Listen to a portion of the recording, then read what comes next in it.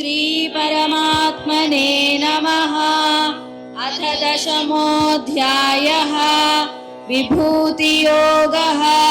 श्रीभगवानुवाच भूय एव महाबाहो शृणु मे परमं वचः। यद्देहं प्रीयमाणाय वक्ष्यामि हितकाम्यया। न मे विदुः सुरगणाः प्रभवं न महर्षयः।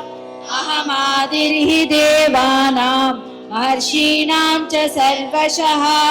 यो मामजमनादिं च वेत्ति लोकमहेश्वरम्। असम्मूढः समर्थ्येषु सर्वपापैः प्रमुच्यते। बुद्धिर्ज्ञानमसम्मोहः क्षमा सत्यं दमः शमः। सुखं दुःखं भवो भावो भयं चाभयमेव च। अहिंसा समता तुष्टिस्तपोदानं यशो यशः। भवन्ति भावा भूतानां मत्त एव पृथग्विधाः। महर्षयः सप्त पूर्वे चत्वारो मनवस्तथा।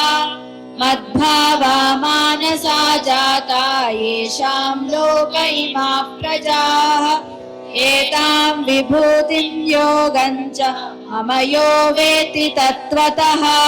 सोऽविकम्पेन योगेन युज्यते नात्र संशयः। अहं सर्वस्य प्रभवो मत्तः सर्वं प्रवर्तते। इति मत्वा भजन्ते मां बुधा भावसमन्विताः। मच्चित्ता मद्गतप्राणा बोधयन्तः परस्परं। कथयन्तश्च मां नित्यं तुष्यन्ति च रमन्ति च। तेषां सततयुक्तानां भजतां प्रीतिपूर्वकं। ददामि बुद्धियोगं तं येन मामुपयान्ति ते। तेषामेवानुकम्पार्थम् अहमज्ञानजन्तमः भावस्तो ज्ञानदीपेन भास्वता।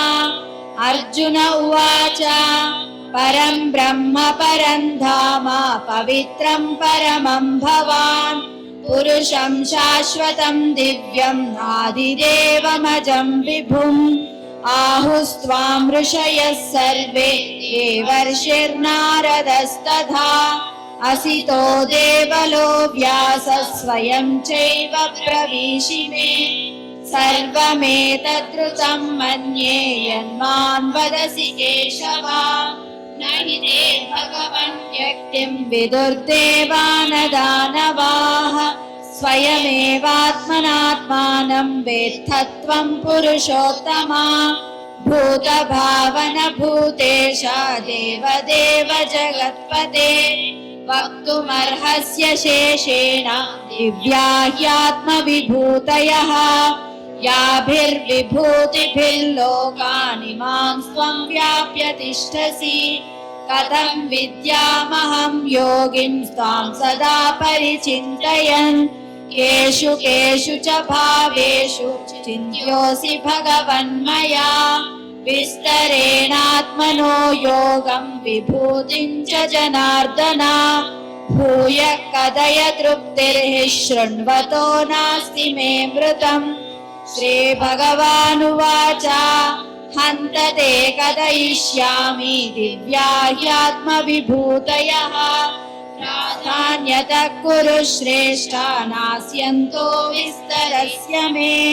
अहमात्मा गुडाकेश सर्वभूताशयस्थितः। अहमादिश्च मध्यं च भूतानामन्त एव च। आदित्यानामहं विष्णुर्ज्योतिषां रविरंशुमान्। मरीचिर्मरुतामस्मि नक्षत्राणामहं शशि। वेदानां सामवेदोऽस्मि देवानामस्मि वासवः। इन्द्रियाणां मनश्चास्मि विद्युतानामस्मि चेतना। रुद्राणां शङ्करश्चास्मि वित्तेशो यक्षरक्षसां। वसूनां पावकश्चास्मि मेरुः शिखरिणामहम्। पुरोदसाञ्च मुख्यं मां विद्धि पार्थ बृहस्पतिं सेनानीनामहं स्कन्दः सरसामस्मि सागरः महर्षीणां भृगुरहं गिरामस्म्येकमक्षरम् यज्ञानां जपयज्ञोऽस्मि स्थावराणां हिमालयः अश्वत्थः सर्ववृक्षाणां देवर्षीणां च नारदः गन्धर्वाणां चित्ररथः सिद्धानां कपिलो मुनिः उच्चैश्रवसमश्वानां विद्धि माममृतोद्भवम् ऐरावतं गजेन्द्राणां नराणां च नराधिपम् आयुधानामहं वज्रं धेनूनामस्मि कामधिक् प्रजनश्चास्मि गन्धर्वः सर्वाणामस्मि वासुकिः अनन्तश्चास्मि नागानां वरुणो यादसामहम् पितॄणामर्यमा चास्मि यमः संयमतामहम् प्रह्लादश्चास्मि दैत्यानां कालः कलयतामहम् मृगाणां च मृगेन्द्रोऽहं वैनतेयश्च पक्षिणां पवनः पवतामस्मि रामः शस्त्रभृतामहम् झषाणां मकरश्चास्मि स्तोत्रसामस्मि जाह्नवी सर्वाणामादिरन्तश्च मध्यं चैवाहमर्जुना अध्यात्मविद्या विद्यानां वादप्रवदतामहम् अक्षराणामकारोऽस्मि द्वन्द्वः सामासिकस्य च अहमेवाक्षयः कालो धाताहं विश्वतो मुखः मृत्युः सर्वहरश्चाहम्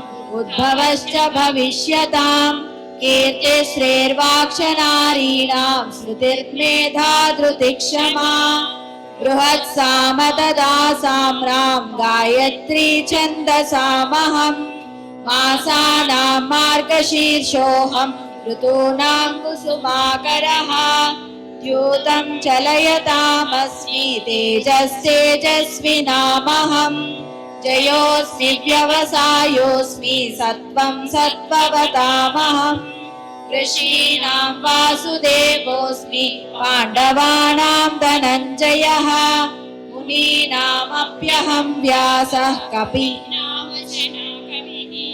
दण्डो दमयतामस्मि नीतिरस्मि जिगीषताम् मौनं चैवास्मि गुह्यानां ज्ञानज्ञानवतामहम् यच्चापि सर्वभूतानां बीजं तदहमर्जुना न तदस्ति विना यत्स्यान्मया भूतं चराचरम् नान्तोऽस्ति मम दिव्यानां विभूतीनां परन्तप एष तोद्देशतः प्रोक्तो विभूतेर्विस्तरो मया यद्यद्विभूतिमत्सत्त्वं श्रीमदूर्जितमेव वा तत्तदेवावगच्छत्वं मम तेजोंश सम्भवम् अथवा बहुनैतेन किज्ञातेन तवार्जुन विष्टभ्याहमिदं कृत्स्नम् एकांशेन स्थितो जगत् ॐ तत्सदिति श्रीमद्भगवद्गीतासु उपनिषत्सु ब्रह्मविद्यायां योगशास्त्रे श्रीकृष्णार्जुन संवादे विभूतियोगो नाम दशमोऽध्यायः।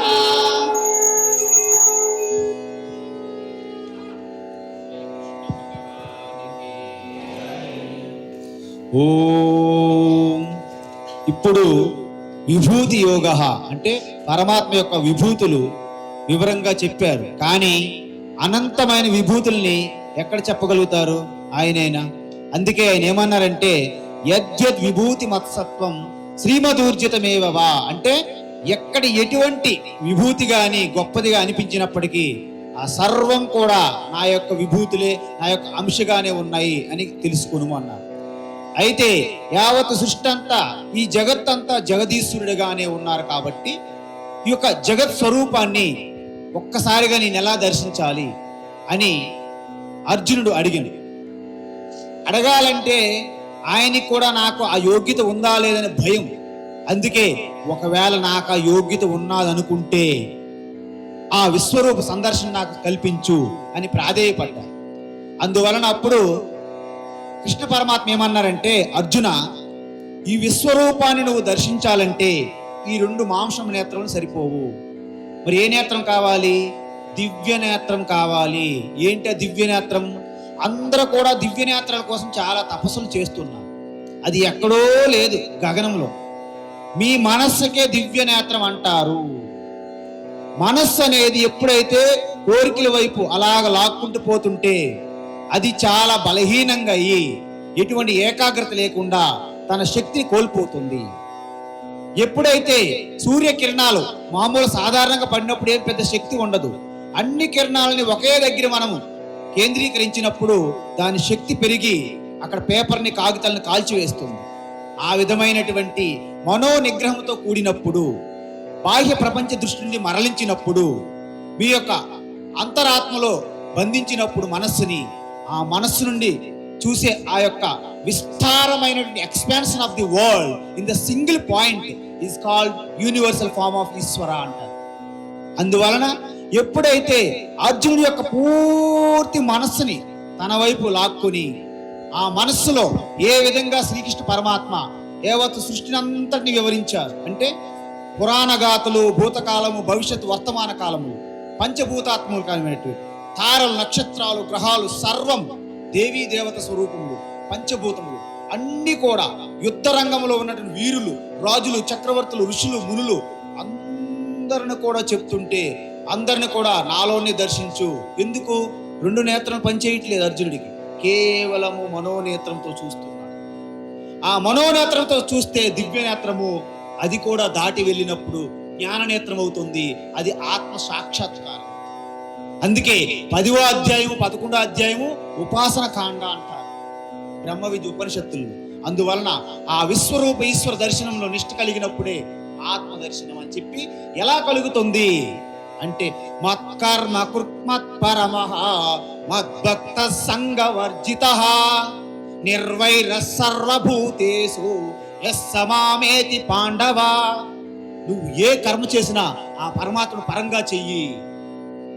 ఎటువంటి ఆసక్తి లేకుండా డిటాచ్మెంట్తో చెయ్యి. ఎవరితో శత్రుత్వం లేకుండా అహింసా భావంతో సకల ప్రాణులు పరమాత్మ ఉండే భావంతో చేస్తే నువ్వు నా స్వరూపాన్ని పొందుతావని చెప్పి విశ్వరూప సందర్శన యోగాన్ని చెప్పడం జరిగింది. హరి ఓం.